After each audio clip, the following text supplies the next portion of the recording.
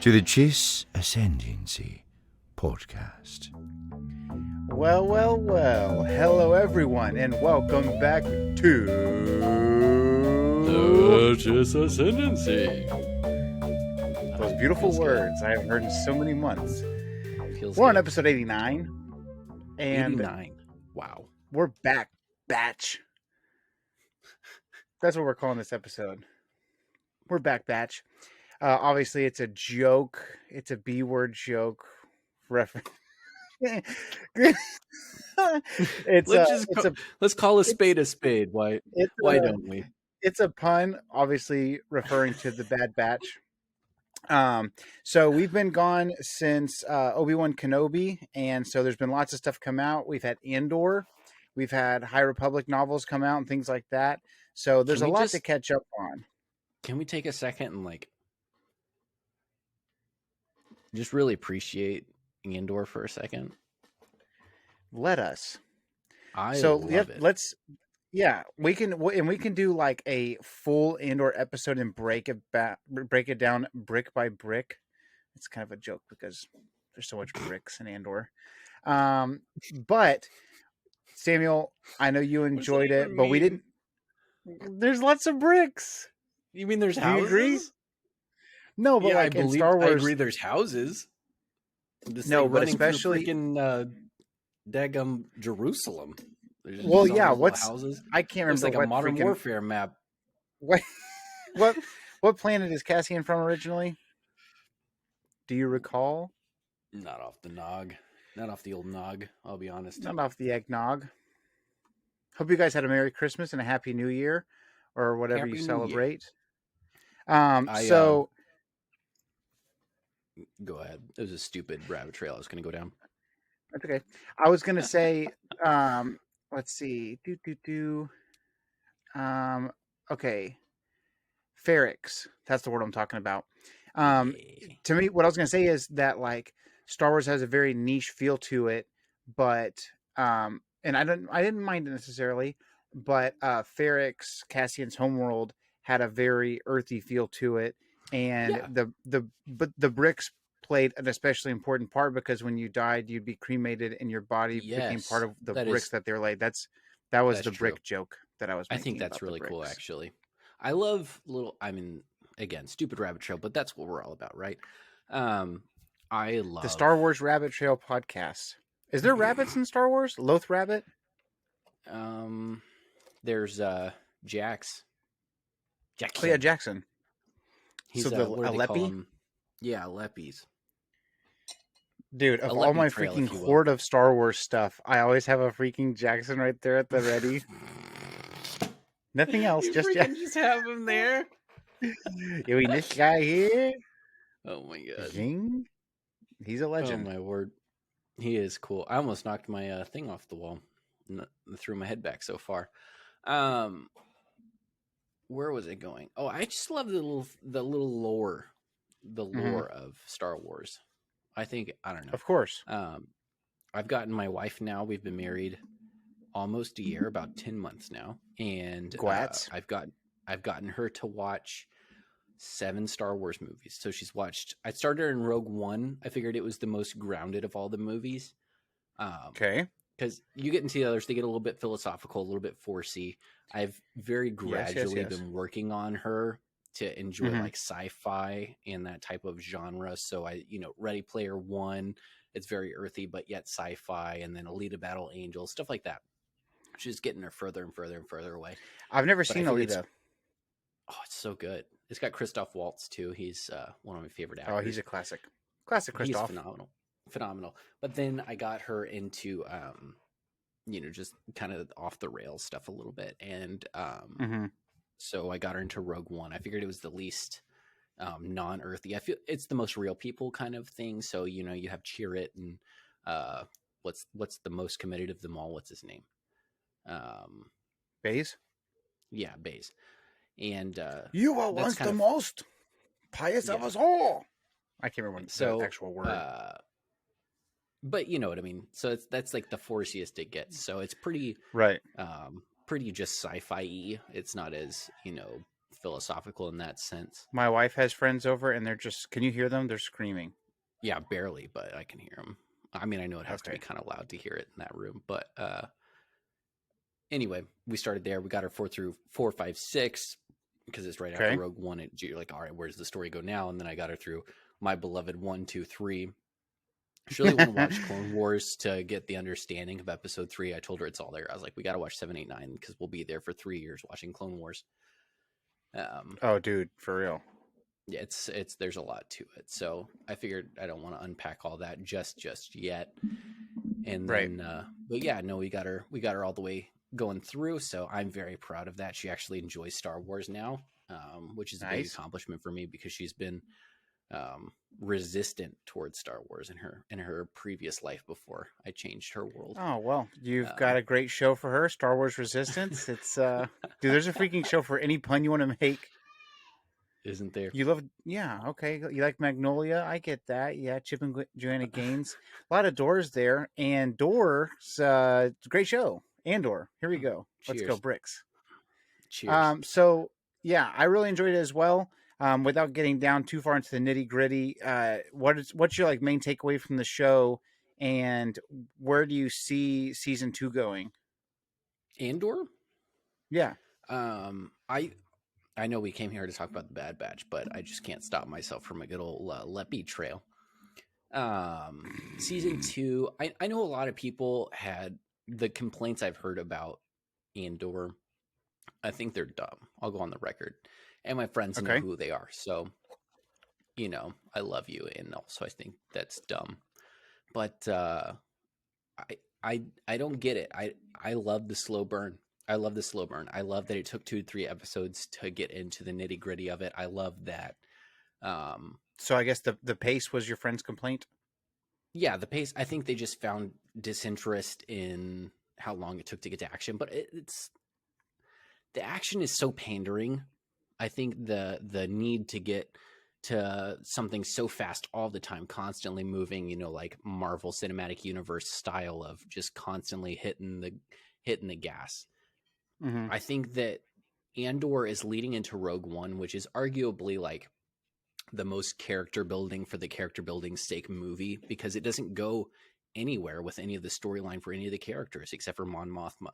It's just these characters right now. And so it's going into that character. It's going into Andor. It's going into wherever he's going to lead. And it's going into his storyline that we were questioning where he came from when he talked about he's in the fight from the time he was 6 years old.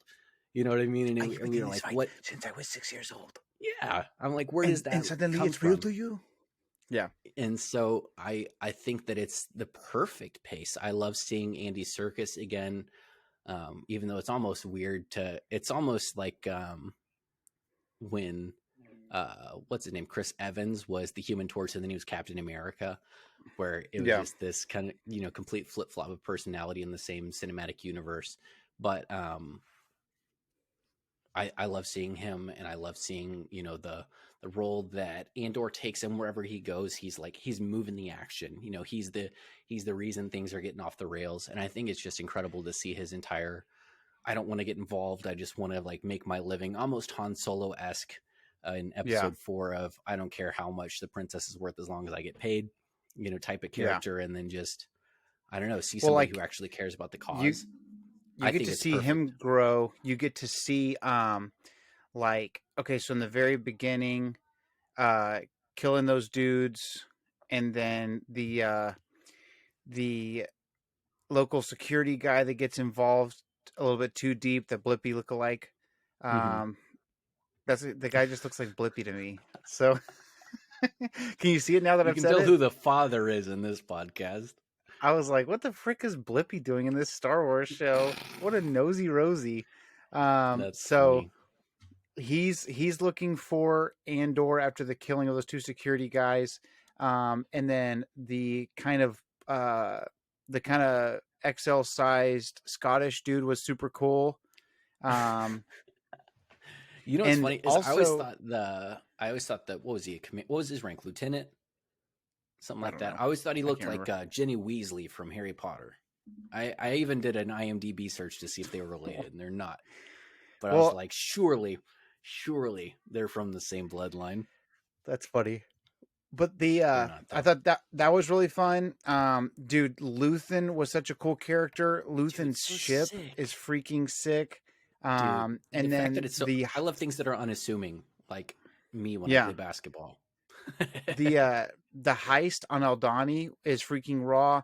The dude, for it being a not movie budget, it looks Mhm. so good whenever you see the asteroid shower and they're like The flying in the eye. asteroid shower, the eye, dude, all that freaking crap was cool. I love Um, anything that remotely reminds me of the High Republic, so I was there for the right. eye.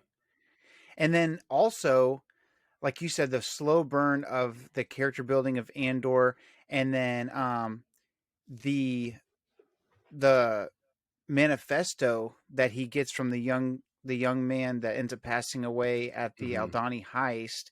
And then someone pointed out later that if you look at pictures from Cassian at the beginning of Rogue One, when he's wearing that puffier blue jacket when he first meets Jin, he's got that manifesto tied to the front of his Oh, chest. dang, that's sick. Like on it's either That's on really his cool. jacket or it's on like the strap of his backpack or whatever. So just those little tidbits. Luthen Hmm. has an amazing speech like, "What have I given up? What have I given up?" Hmm. And just Yeah. goes into that. That's a huge one. Luthen's shop having all of the freaking Easter eggs in the world. The Wookiee helmet, the Naboo this, the Gungan that, the The Star Sith Killer armor. Stalker armor. Yes, That was sick. sick. Um, and So then of sick. course the One Way Out speech by Supreme Leader Snoke. Um, the my you've heard me talk about my favorite part about the Star Wars is the rumors and the is The this the beginning of speculation. Snoke rumors when they were coming out was really funny. Um, That's really funny. and just like when you're watching Ancient Aliens or like Monster Quest and you're like, I don't think that Mothman's real, but I want to know more. I Um, I Tori and I were dove looking headlong into that freaking Snoke thing and was like, oh, maybe it is. another another Darth Jar Jar trail. Tori and I were looking to buy another game just to hang out. We love board games, and there's this game called Horrified American Monsters, and Hmm. it's a spinoff of the original. But it's just like it's got like Sasquatch, Mothman, the Banshee, the Arkansas Howler, uh, Okay, I the like it. Jersey Devil, stuff like that. So it was just I was like, it's got Sasquatch. We have to buy it, you know. So So how does it work? What do you do? it's fun because it's a co-op game. You work together, so it's not like player versus player. It's basically all the players versus the game itself. So each turn Hmm. you have like a player turn and then a monster turn. So it's a lot of fun, and it changes. Like each monster has its own way to be defeated, and then it plays together differently depending on which monsters you choose to fight against. So it's a lot of fun. But anyway, sorry, you reminded me of that when you talked about That's okay. Mothman. I love that stuff. Love it. Oh, dude, cryptids is my favorite thing. But yeah, we got to So talk about the just Bad Batch eventually. We lots got of really stuff. good stuff, and we'll do an episode eventually breaking down Andor. We'll just do a super episode where we just go like into each. We'll do a quick breakdown of each freaking episode and do the 5 claw review that we do here on the Chiss Ascendancy. So we're back. We're talking about the Bad Batch season 2, episodes 1 and 2 dropped this past Wednesday. We're recording as of January 7th, 2023. The fact that it's freaking 2023 is buck wild. Um, and Is so it just me or does it feel like 2022 was like 3 seconds long? I feel like the year flew by yeah, personally. yeah, 100%. Yeah, and Personally, I'm so ready for 2023. Ready to be in a new chapter, new season, and all that good stuff. yeah, Um, definitely, lots of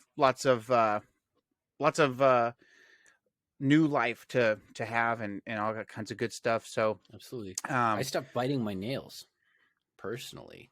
That's a huge. I mean, that happened between the what are last you, the Liver episode and this King? one. I know. I'm just jacked with You're steroids. primal. I'm gonna come out about it. I steroids do what I want. Uh, Never heard of this stuff. Never touched this stuff. Never did this stuff. I I lied. can't even spell steroids. So yeah, 2023 brings with it the Bad Batch season 2. Dude, And they did all right. a 2 episode premiere. The old So Kenobi style. obviously, Yeah, exactly. So and they work really well together. So you Yeah. have the first one, Spoils of War, and the second one, Ruins of War. Jump into it, Samuel, and then what we'll do is, instead of reviewing one episode at a time, let's just treat it like it's one, longer episode, because it really is It's what one it kind of is. arc. Yeah. And tell us a little bit about your thoughts on. So we have our 5-point review that we've always done on the Chiss Ascendancy. If you're new to the podcast, we get into our overall thoughts. We give it a rating. We give it new characters. We talk about our standout moments, and then where we think the story's going. So talk to us about your overall thoughts. Can we talk about okay, just out of the pocket question for you. When we opened up on Crab Rave Beach, all right. I know you remember that. I know you remember that video. Dun, dun, dun, dun, Yeah. Sorry everyone. Awesome. Crab Rave Beach. They had the crabs with the Spartan helmets. They were just out there doing their thing. What was the first thing you thought of when we opened up on that planet? Oh man, I don't know. Deep cut here. Deep cut. Okay. We open up. We're on Crab Rave Beach. Mm-hmm. I kind of thought of the video game Croc 2. Dang. Okay, we went very different directions. I thought of Path of Destruction, that planet where Bane has to go. It's like a beach planet. He rides the Rancor into the Sith Temple. That's where my mind went initially. I was like, what's the booty here? Is it a Sith holocron? Who are these crabs? Why is their armor, resistant to energy blasts? What's the story here? Are these sentient beings? Are they like, you know what I mean? Like, I'm wondering how we got here. So I had what's a lot funny of questions. Is on Wikipedia, they call it the Crab Heist. That's the name of the mission, since there's not really anything going on. That's really funny, man. Yeah, I just thought about it's pretty Crab cool, Rave and when we were at those rallies together. Yes, it's cool too, because you see the batch has kind of evolved and changed.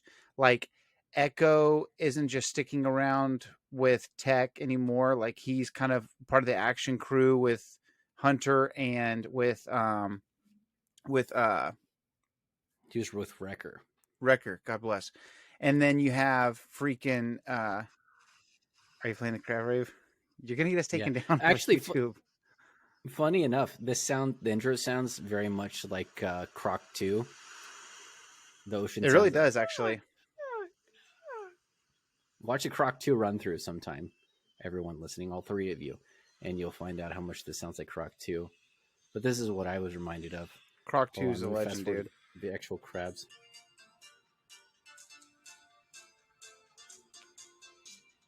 Oh, good times. Anyway, that's where my mind was the entire first 3 minutes of the episode. That's awesome. Yeah, I was just like, the little clap at the claws. So we get out of there, and Omega is doing much better. She seems to be a little bit older, longer Can we just hair. take an appreciation moment for how well she's pulling back that bow? She had the elbow high. Freaking, she's drawing. What do you want to call that? Plasma feathers bow? back to the cheek. I don't know. It was sick though. It reminds me of the Night Sisters. What makes me think of? Which cool energy. Isn't that where she gets it? Where'd she get it? I can't remember. The energy bow is really, really cool. And then Echo, Wrecker, Hunter, they escape. They get back to Sid's place, which is that cool Trandoshan chick. And then what I like that their show is complete without Queen Latifah. It's not Queen Latifah. Can we talk about how that character is 100% Queen Latifah? Can we talk about it? It's not. It's Wanda Sykes. It is, though. It is Queen Latifah. No, can we talk about it? No, it's the Wanda Sykes is the chick that's the skunk in Over the Hedge. I'm thinking, who's the one who is the old sloth in like Ice Age 4 or whatever? Oh, I don't remember. Queen Latifah's the voice of Manny the Mammoth's wife in Ice Age. We're way off base here. No. Yes. Is it really? Is it Yes. Wanda Sykes? Oh man. Look it up, dude. Wanda Sykes. Hold on. Yeah. The Meltdown is what I'm thinking of. Maybe. I'm telling you, dude. Oh, Literally, dang, the you're voice of the right. character is Wanda Sykes. As soon as I heard it, I was like, is that Wanda Sykes? Right. Okay, you're right. I apologize, world. That's so funny, dude. Wrong Ice Age character. I apologize. But still, Oh. the point is across. Wanda Sykes. I had the voice right. I had the name wrong. She's the old sloth in Ice Age 4.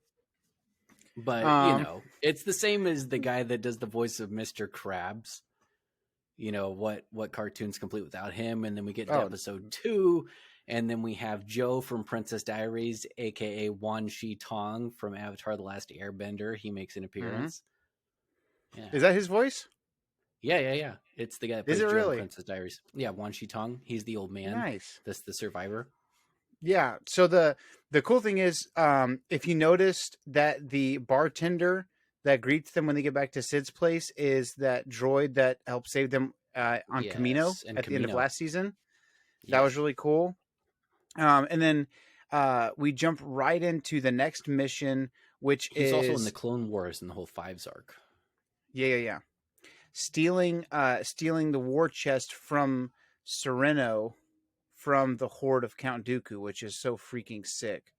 So you never played Red Dead Redemption 2?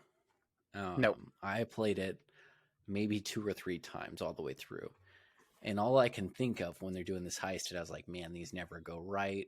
You have the guy who's in charge, Dutch, and he's saying, this is going to be our last heist. We're going to get out of here.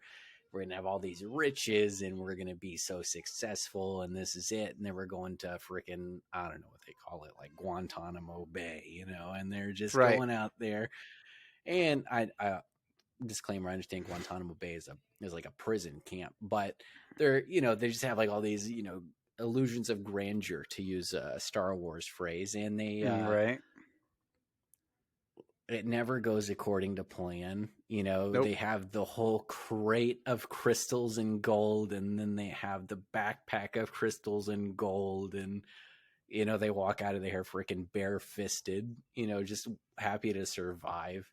It's so frustrating from a point of having been that character from, like, virtually you're shooting all these different folk trying to just survive and get from your ship back to your ship with some degree of riches. And the crazy thing is they just needed the one, like, there's a whole cargo haul of literally wealth, just that stupid and they need little backpack.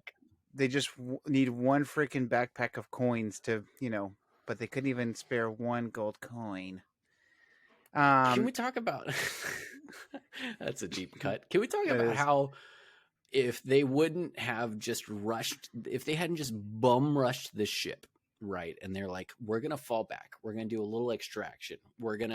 And this is me from my Call of Duty experience here.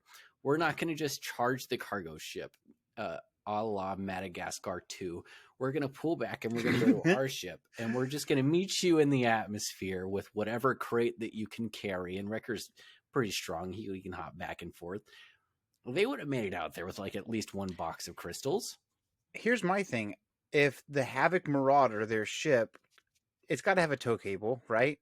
Why do they just do like a Tokyo drift style, tow cables, like, a la... and just do a freaking drift, shoot that bad boy out of its butt, and then just grab a freaking crate and just zoom out, and then they can just like, you know what I'm saying? You could get far enough away to land on the beach, open up the crate, be like, okay, we need 6 of these. That's going to be $1 billion combined. Boom, boom, boom, boom, boom. Like you said, Wrecker just puts them all in the hole, and then lickety split, you're out. Mm-hmm. But, No, we like to be difficult. No, that wasn't the plan. We're going to just jump on the exterior of the hole. So give me your overall thoughts. Did you enjoy it? Did it feel new enough? What do you think about the new color scheme? All that.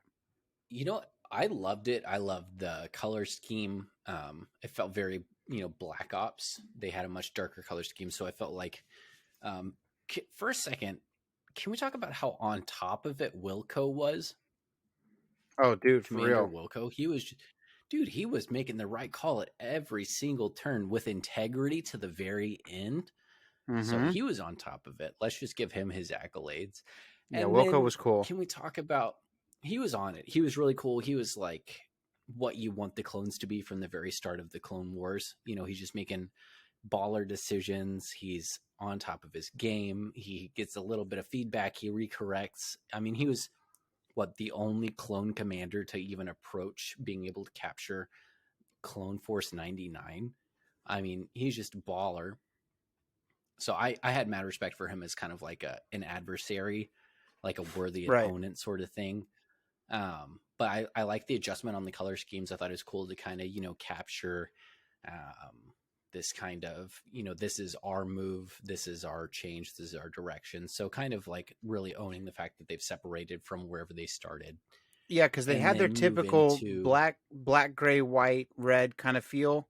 And then now they've got some of these like Echo's armor. I pulled up a picture I'm looking at right like now. Blue green.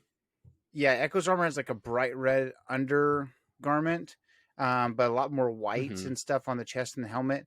And then Wrecker has a lot of like yellowy orange on his.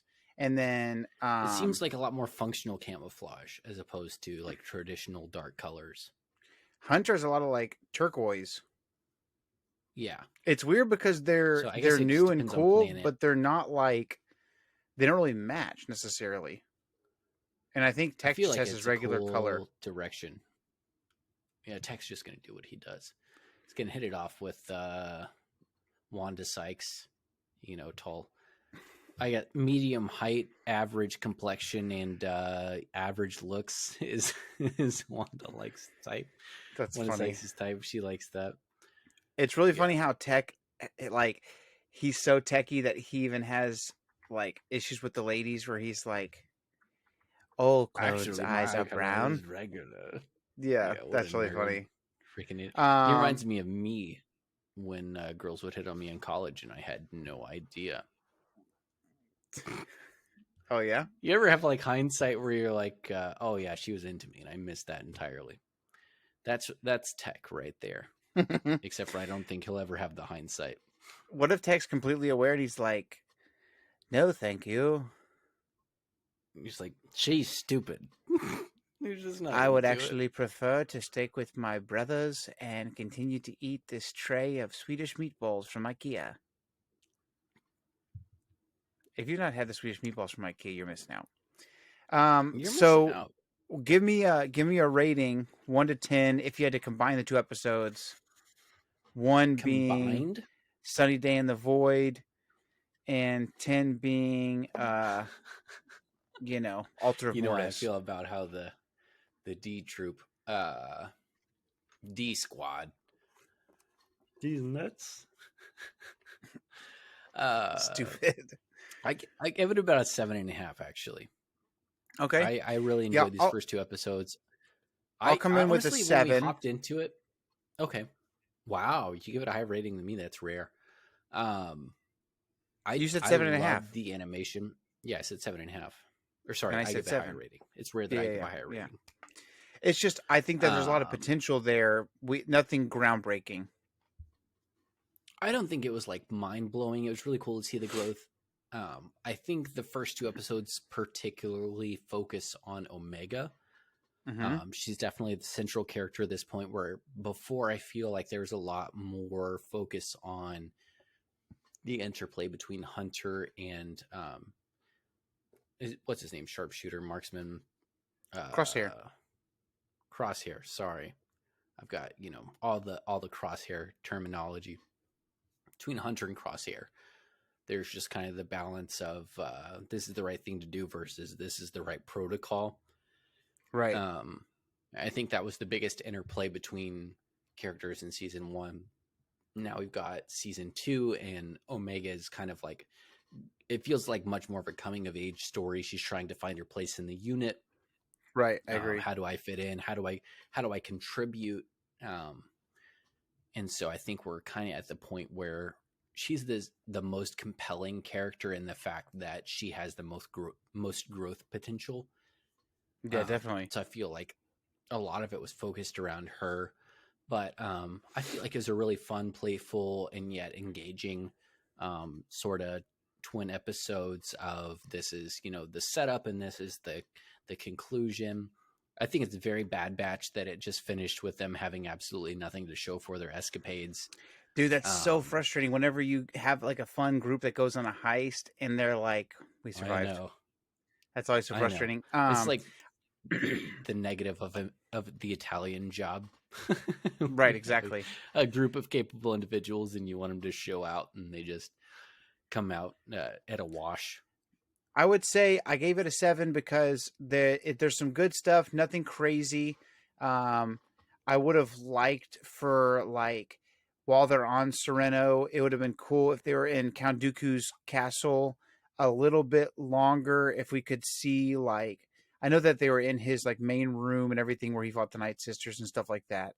I would have liked to have seen like maybe they go somehow they find their way into his like bedroom or something, or his study, just something to give like a little like maybe some Easter eggs or something in there would have been cool.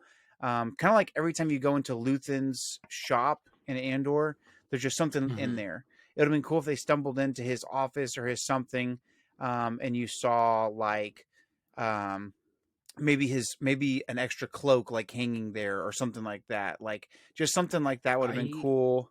Or I don't know. You know what I mean? Like the lift in his bedroom was kind of a harken because there was the whole Asajj tried to assassinate him in his sleep. Wasn't there kind of an escape hatch moment where I think he jumps out of the window. Does he? Dang, I have so. to revisit that. I haven't watched that in a minute. But that feels very Dooku, doesn't it? That there would be just a lift behind a control panel in his bedroom. Yeah, that was really cool. I don't know. I would say, so, you know, we're already like 30 minutes into this, so I don't want to like hark on different things too much, but I did really like, the fact that we got, it felt like in his first 2 episodes, we got a little bit more involvement from Echo than we got in most of the season last year. Because in the Bad Batch, before Echo's a part of them, you have the marksman, you have the leader / tracker, you've got the strong guy, you've got the techie dude, and like they've got all their everything's figured out, you know? And then so for Echo to be like partially like cyborg / droid, whatever, that kind of makes him the techie guy. But really, he's like, Hunter's the leader, but Echo is kind of more of a veteran when you think about like surviving the attack on Camino, surviving that mission where he almost died in the Clone Wars, surviving behind enemy lines for so many, however you say, months or years or whatever, to be found. He's kind of like, especially since he's a reg, so he's been through like regular training. He's really like, as far as the come up, going from a regular trooper to an ARC trooper and all that kind of stuff, he's seen more of that. And so I thought it was cool that he had some more opinions. I think that they're developing, you know, there's that part where he's saying we're in this situation that we're in because of Omega. And he doesn't mean it the way that she takes it, but it creates an interesting story arc for the season where it's like their Echo seems torn between keeping Omega safe and jumping headlong into the fight to fight the Empire before it gets too strong. And then Hunter is the same thing. He wants to do what's right, but what is more right, to fight the Empire or to protect your family / you know, hint Omega. And of course, there's really a part of Hunter that is always going to want to fix things with Crosshair, you know, as the leader of the group. Yeah, definitely. And I thought it was interesting and really admirable almost to see Echo come to the point where he said, we can be doing so much more, granted that it was the right thing to get Omega out of there, that we didn't do wrong by her, we didn't do wrong by us, that we, you know, did the right thing, but there's more that we can be doing. Maybe we can put Omega aside for a moment, that there's more that we can be doing at the moment, that the Empire is doing all this evil, we can be balancing that out a little bit. And I don't know. It was just very self-aware almost for a Star Wars character to just be kind of like, hey, we did the right thing, but also can we do more of the right thing moving forward? Yeah, a lot of times it's like a one-way street, and it's like, this is how I'm going to do it, and Yeah. I'm never gonna like you see a lot of that in the sequel trilogy where it's kind of like whenever you have the whole Finn Rose situation, and it's like, well, we're here to do this thing, and Hmm. it's like, we're here to find the code breaker. We're here to do this, and there's that moment where they have to kind of break away, and that's why, like, and of course that lends to the storyline because then they get picked up and all this kind of stuff, and they get Hmm. caught by the First Order and all these other things.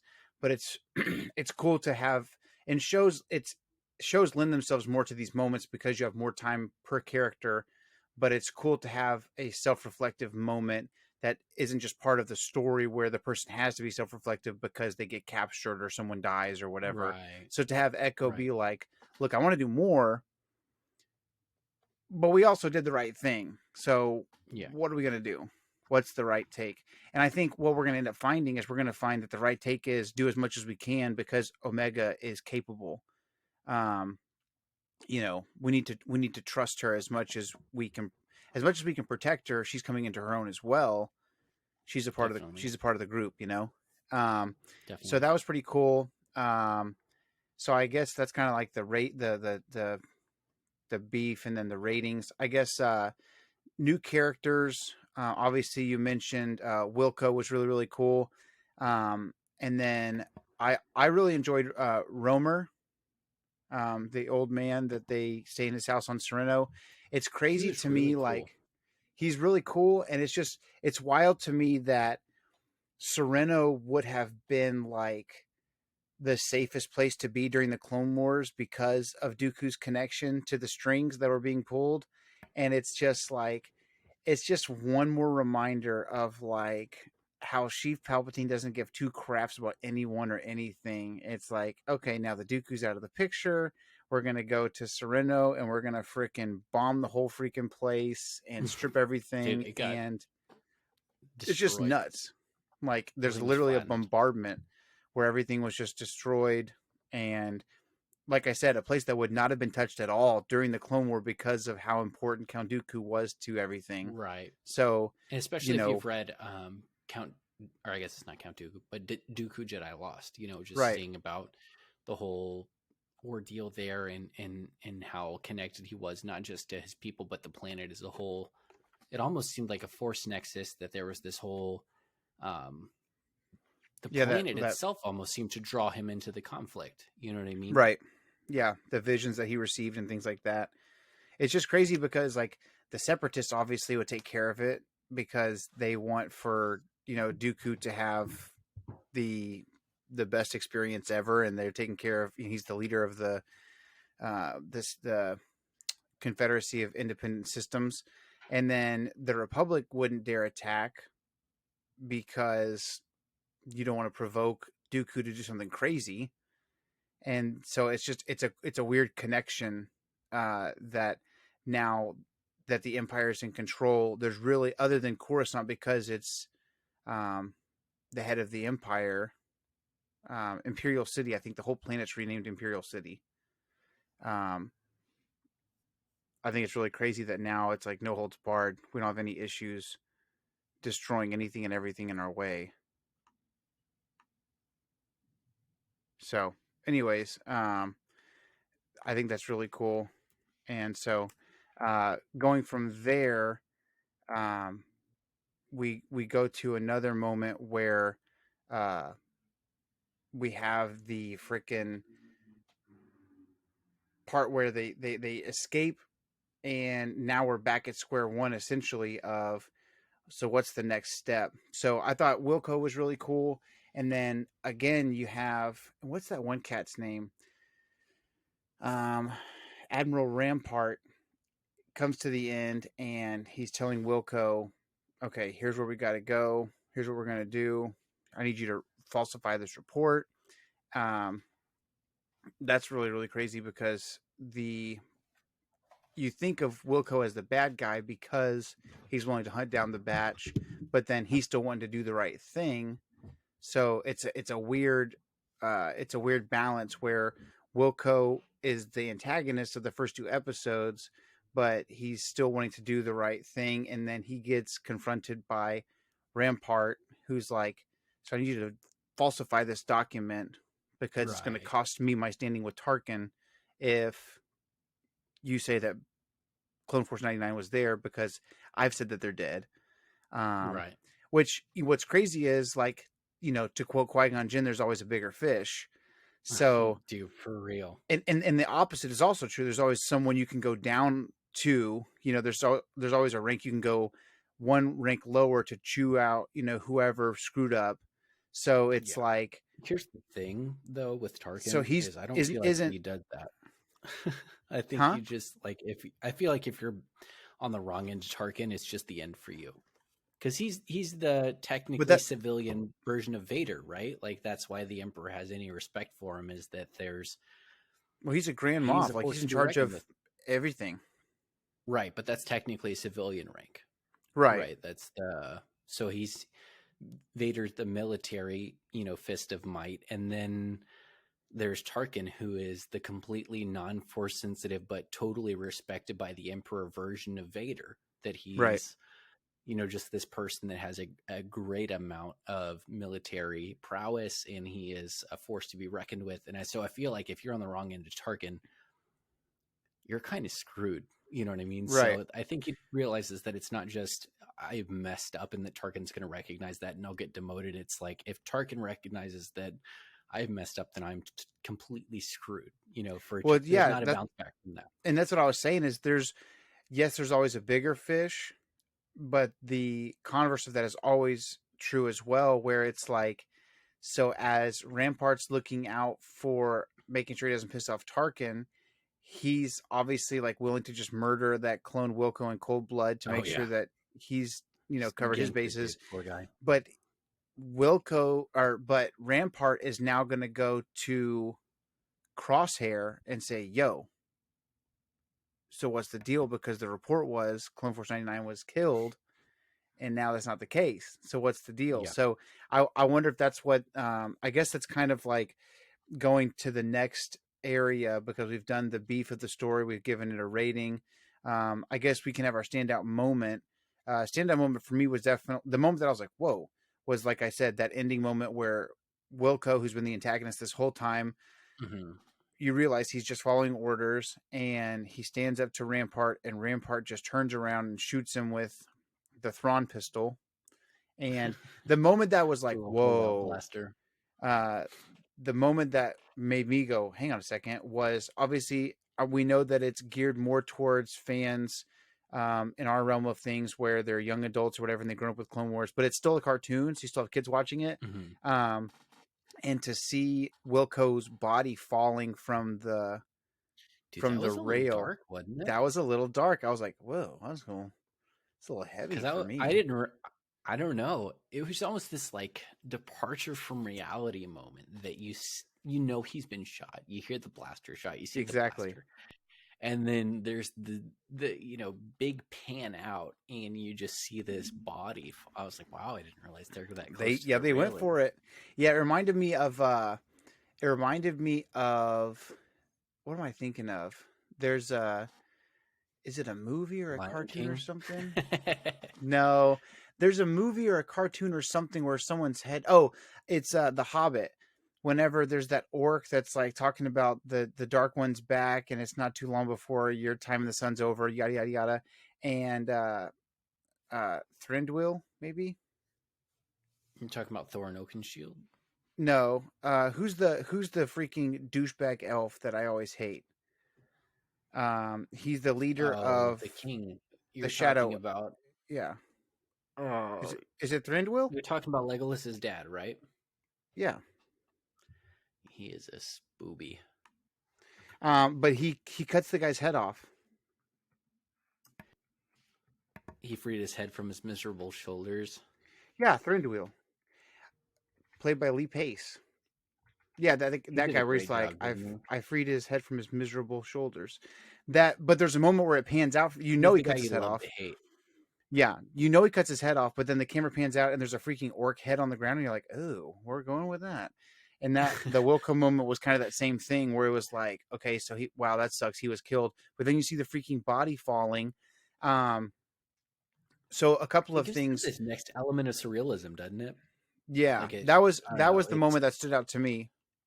It's the difference between this and Rebels. You know what I mean? You actually see like this carcass falling, just free falling, Yeah, and you think, yeah. when is this going to be Obviously, recovered? Rebels grew older with the kids, kind of like Clone Wars did, but it never got to a place where it was that dark. Would you agree? Hey, your mic's not working.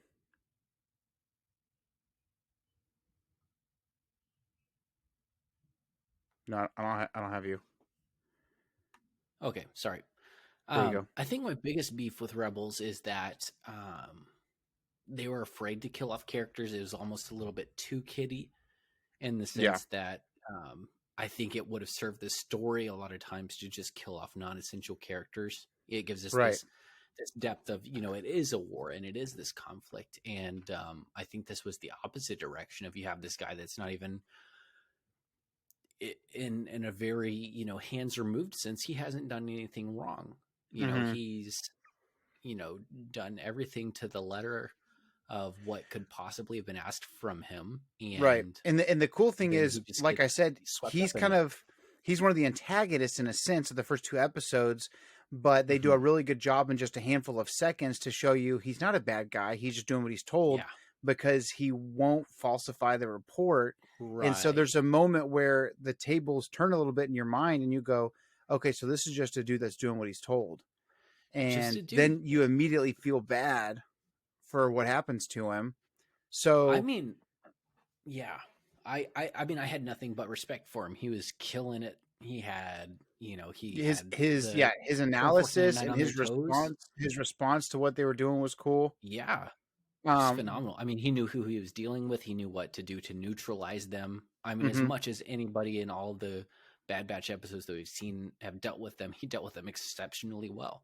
right. And then it comes to the time to dealing with people within his own organization, and he was not willing to compromise his morality. You have a clone who is, just he's doing the best of what any clone has ever done as far as they can control. Hmm. So it was almost the Empire version of seeing Cassian kill that guy just for being a potential snitch. You know what I mean? You see the Yeah, rebels yeah. get dirty for the very first Very time. similar feel. Yeah, Yeah. because they're closing in, and the guy can't climb because of his broken leg or whatever. And Cassian's like, "Well, pew," Well, I guess I which can't is leave so a snitch crazy hanging around. because of watching Andor, you know that Cassian's moral Hmm. compass is like growing, so you know it Yeah. takes like this is for the greater good. Yeah. And He believes in what he very does. similar feel. So would you agree that was kind of the moment that stood out to the most to you out of the two, just to see like, Um, Standout moment overall.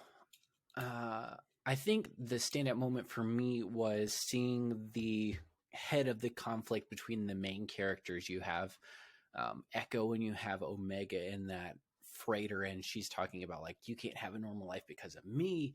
And Echo, the person who's really been the catalyst for all of this internal conflict for Omega, saying, hey, you've got to let it go. You've got to be, there's got to be more than this for you. mm-hmm, And seeing essentially the one who really blamed Omega in an indirect sort of way tell Omega that she's got to let it go because there are things that are more important than this, that you're more important than this. yeah, I think that that's just a very interesting thing because we see a lot of characters in Star Wars who are all or right, nothing. It is, I'm all the way right or I'm all the way wrong. yeah, And to see a guy who can kind of say, um, I believe this about the greater good, that we can be doing more as Clone Force 99, but you still have value, and saying, hey, you've got to let this go or else we can't move on. I think that was a really yeah, standout moment for me. And there was just a lot of conflict between these two characters. She said, I heard what you said. And he's like, yeah, I said that, but dot dot dot. Yeah, it's crazy too I think because that that's just so compelling for me. if you think about it too, it's like nobody has more to gain by continuing the fight than Echo does, Right. because he's I mean, been he the was one that's been screwed. closest to death, stuck in a freaking tube for however long, and then he gets Yeah. out, and it's like, Easily the most changed by the war. yeah, exactly, the most affected by the war. Like, really, honestly, like the Batch really has never lost anything. They never worked with the Jedi, Hmm. like not closely, right? They They were just and kind of doing their own thing. Yeah, and then the crazy thing is, you think about it, they've lost the most that they've lost is obviously their relationship with Crosshair, Hmm. but it's part of that doesn't count as much because it's Crosshair's decision to be lost in a sense. So it's Yeah. like, but freaking Echo is like, I'm not I'm not with Fives anymore. I'm not with Rex. I'm not with the 501st. I'm not around Ahsoka. I'm not around, like, there's a lot more that's been given up, and he's probably that, like, you remember, like, they talked about how George Patton was born in the perfect time to be a general during the greatest war in the history of wars, and it was kind of like, after, even though obviously the goal of war is to end the war, like the goal Hmm. of World War II is to bring peace ultimately.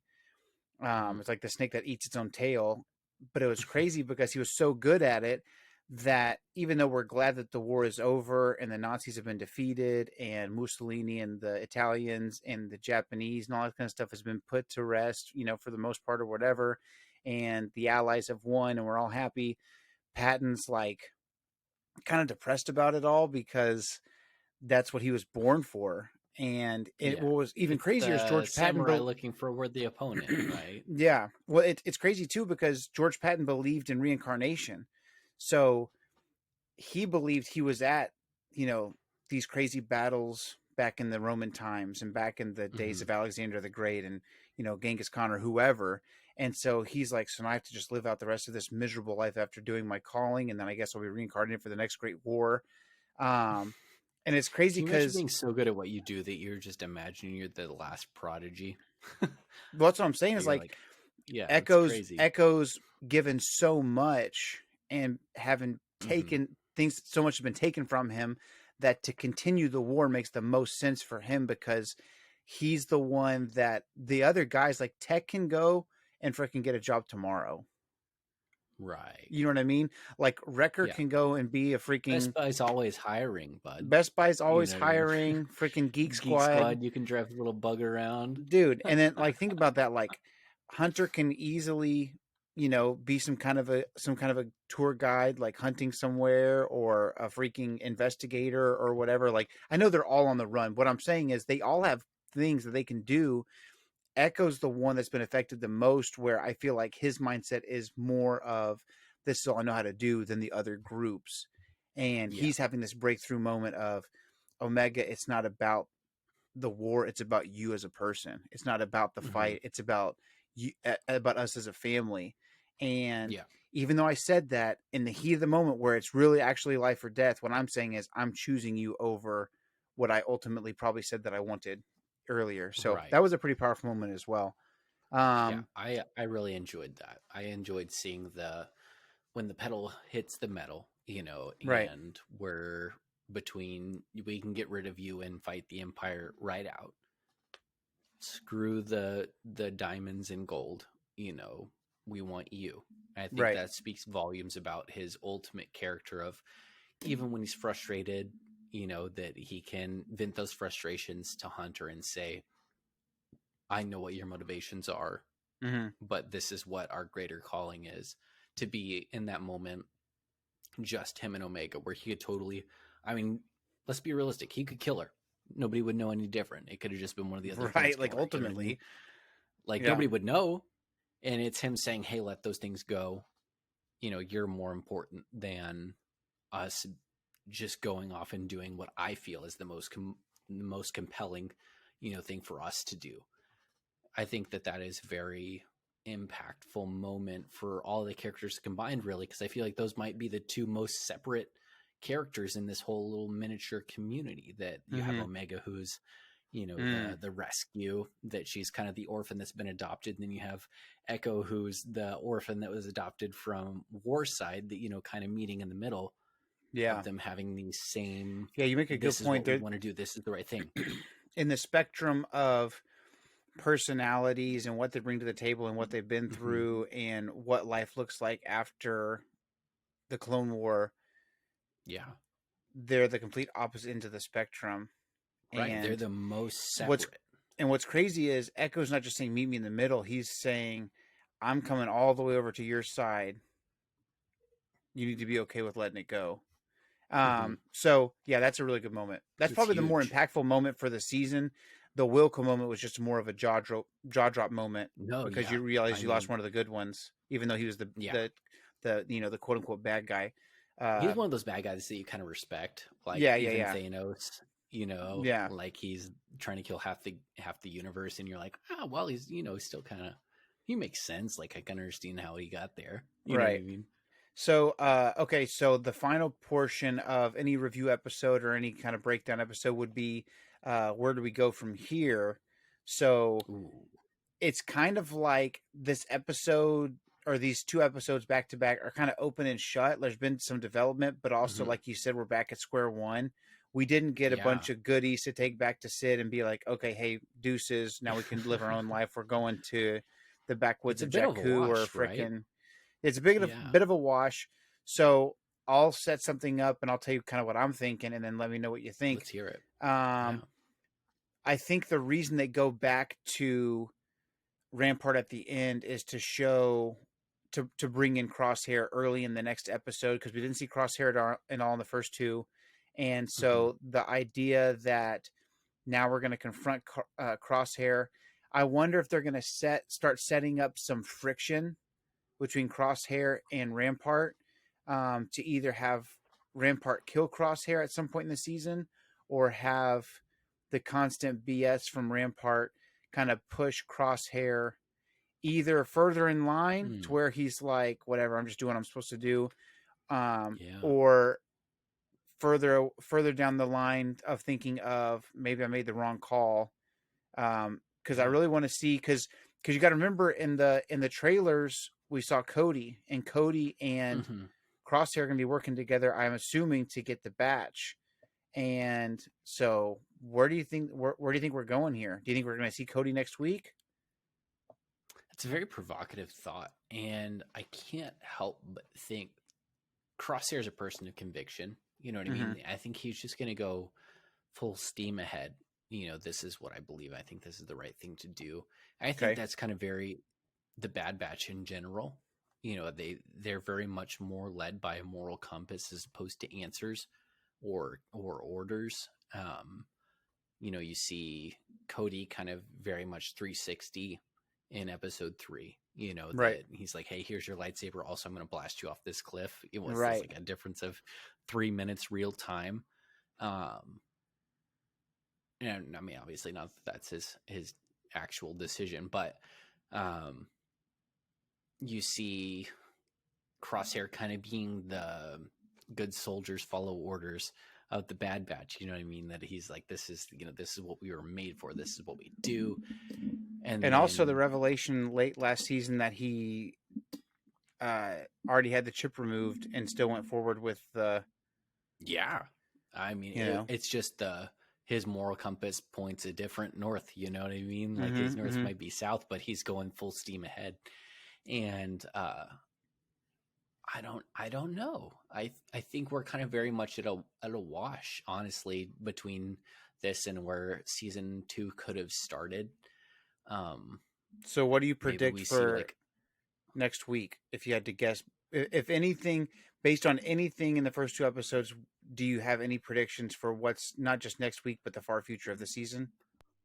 Well, I mean, we have the fact that now, the squad's alive. Clone Force 99 isn't actually dead. They're not just kind of phantom in your nightmares. They're very much real adversary. I mean, he's got to get them right. Like they have to be put down, or otherwise Tarkin's going to have something to say about it. So, and do you think, some of the rumors that I've heard, and some of the things I think I mentioned last year was, what if Crosshair he's so devout and so like given to the cause or whatever. What if he just continues down the path of like, I'm giving 100% to the Empire, I'm giving 100% to what I'm supposed to do, good soldiers follow orders. What if he is like the prototype for the Death Troopers? I mean, I wouldn't be surprised. Again, it's a very black and white almost, as far as let's just say the last trilogy of Star Wars has been very gray. In there was the light side and the dark side. Now there's this kind of, Kylo feels the call to the light, which is very backwards of anything that we'd seen in Star Wars up to that point. Right. This seems very much more. It is black or it's white. It's Crosshair is all the way the Empire or he's all the way, rebellion. And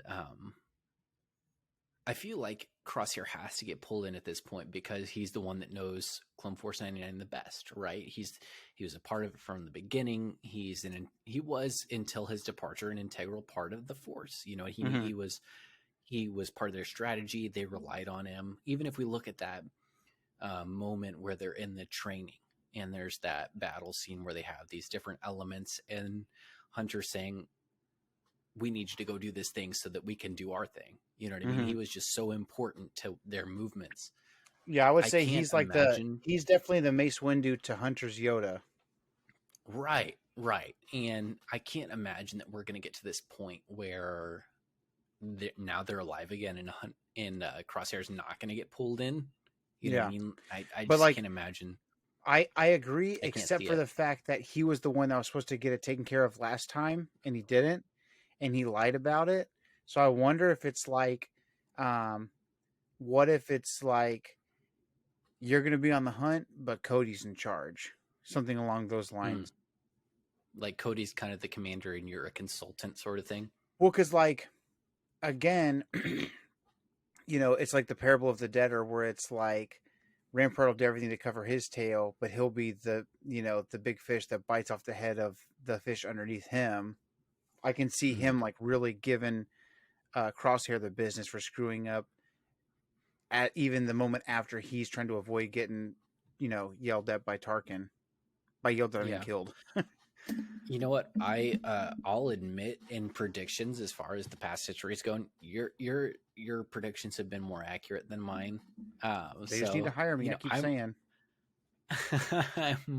I'm well willing to say that yours is probably the more likely. I just think that it's going to be more of the Rampart's kind of desperate to clear his name enough to where even if he calls in a screw up, it's the screw up that knows best. You know what I mean? That makes sense. It's like, even if it's just like, hey, I don't know anything better, so I'm just going to fall back on the plan that I had before that didn't necessarily work out. Right. I'm just going to throw everything I can at it. I mean, put myself in Rampart's shoes. What do I know? You know what I mean? I wasn't with him on all these different missions. I wasn't with him on all these strategizing times. I wasn't with him carving freaking, score marks into the wall against beating different, training missions or whatever. So if my life's on the line, who am I going to call in? It's going to be the person who knows them best. It's going to be the person who's with them in the trenches and knows all their strategies and knows all their secret signals. If Crosshair was there and he heard code 00, he would know that meant they were going radio silence. You know what I mean? Nobody else would have known that. Right. But Crosshair would have known that. I think I'd also like to see as screw up. Yeah. As unlikely as it is with them. As unlikely as it is, I would be totally down. The same way that we spent 2 episodes without Crosshair focusing on the rest of the team. Crosshair is still a part of the Bad Batch. Like he's still a part of that batch of clones. So I'm totally down for an episode just focused on Crosshair. I would love to get like a duality. I would be so game, and like, here's a little something I'll put out there into the universe and see if it happens. I would be so game for, we spend some time with the group, like the crew, and then we spend some time with Crosshair and his journey, and then we spend some time with the crew, and we spend some time with Crosshair, and we don't even see them come close to one another until the last 2-3, episodes. Yeah. you know. I mean, anybody who's been with us for a little while, I'm a big Crosshair fan. I thought he was sick. I was very much on board with his. Um, I personally, as an individual, am a very the world is shades of gray sort of person. Like I see Mm-hmm. definitely the middle ground. I have a lot of respect and admiration and almost infatuation with people that are very black and white. And I felt like Crosshair was a black and white kind of guy. Yeah. And so I loved watching him kind of walk through the battles that the Bad Batch went into. Mm-hmm. And so I've just been a big fan of him. It's just like, this is the right thing to do, or this isn't the right thing to do. Yep. Even if it was like I'm a nice guy, like just completely screw that. You I know, would I I don't would care love about to being nice. I care see. about being right. Yeah, I love I seeing. think just some things that I would like to see would be I would love you know, obviously we've seen a couple of little hints at seeing something going on with Wookiees. At Mhm. this point where the enslavement of the Wookiees is starting to take place so that they can use them you know, as a labor force, things Mhm. like that. It would be really A la fun. the first Force Unleashed, where you're Exactly. going in there and you're How like letting the skyhook undone. if you want to, like, if we're not going to go with Crosshair reuniting with the group, right, and he already had his chance once at the end Mhm. of season 1, so I think going colder is probably the route they're going to take, and it's going to cost him his life in the end, sad to say. um I think one way to really, like, holy crap, this guy means business, like, holy crap, this guy's Mhm. cold-hearted, would be, what if, like, you have Crosshair and a channel and fan favorite Bosk working together to capture Wookiees. Like, Dang. how freaking hardcore would that be? And it makes sense, right? Like Bounty Hunter, Yeah, like Trandoshan. early Empire sort of thing. Yeah, bro. Um, Dang, that's tough. It also reminds me a little bit of when Thrawn was early Empire and he was seeing that slave ship was built for Wookiees. But I mean that's just completely sidetracked. That's where my mind goes. But dang, yeah, I don't know. I think we're gonna see Crosshair commit all the way. I think we've had committed or conflicted Crosshair up to this point where he's Yeah, trying to. I think he's sold. I think he's sold that he's where he needs to be. It's all or nothing for him at this point. And so I would, as just a fan of conflict, like to see Crosshair completely sell out. You know, I'd Mm-hmm. like to see him get all the way on board, just for the sake of his individual storyline. I'd love to see him just completely be Empire, and see how he kind of deals with this threat. And I think there's a private disdain that he has for Omega that I think he personally blames her for his reason being on the outs. That Yep. you see Clone Force 99 kind of really be goody goody as soon as Omega's on the table and they're like, well, she's one of us. What do we do to rescue her? She's the most helpless. And Crosshair doesn't care. You know, he's just what does it take to get the job done kind of guy. Yeah, So exactly. I think if I'm Crosshair, I blame Omega for getting pushed out. Yep. You know what I I mean? think I so think too. that's the easiest. I think that's the easiest resolution. So I would love to see him kind of like hunt for her individually. Like a personal I vendetta think kind of that thing. might be, yeah. I think if he looks at the whole Clone Force 99, who is the like, what's the changing factor? All these different missions. I'm pushed out on this one. What's the differentiating factor? It's Omega, right? Right. Right. She's the catalyst, and so I could totally see him taking a personal vendetta against her, That'd be personally. cool. So I would love to see that. Well, they're coming out on Wednesdays, so we get every week we get something to kind of look over and kind of see where things are going. I would love to get back on Mhm. the prophecy train and see if we can roll out some dingers and see if we can make some good predictions. So, man, thank you guys for tuning in. It's good to be back. It's good to be a little bit of ring rust there, but we got the wheels turning. So I'm excited, man. We can do an Andor episode. We've got some Ahsoka rumors and leaks and stuff involving So the much room Grand for Admiral activities. himself. So lots of good stuff to cover in the coming weeks and months and whatnot. So thank you guys for tuning in. If you haven't yet, you know, like this video, send it to your friends, family, get some exposure going again for the channel. Keep an eye out for our shorts that we're still putting out every once in a while. If you're more of just a quick lore video while you're taking a poopsie kind of guy, something like that. And then don't forget to like this video, subscribe to the channel, follow us on Twitter, Instagram, TikTok, all that good stuff. And we will see you next time. Don't forget, the Force will be with you always. And one last thing, in case you man. forgot. In case you forgot. Sir Ian McDermott said, "The only family we have here is me." We'll see you guys next time.